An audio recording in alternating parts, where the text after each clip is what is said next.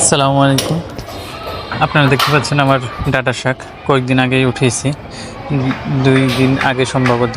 তো আজকে আবার বেশ বড় হয়ে গেছে, আজকে উঠাবো।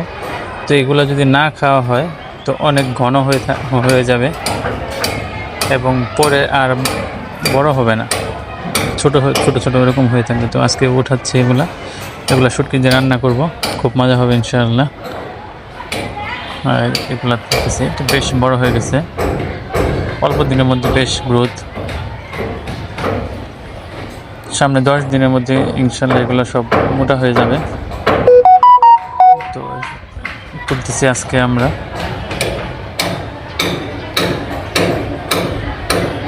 এখানে অল্প একটু জায়গা, তাই কতগুলো শাক হয়েছে, ডাঁটা শাক।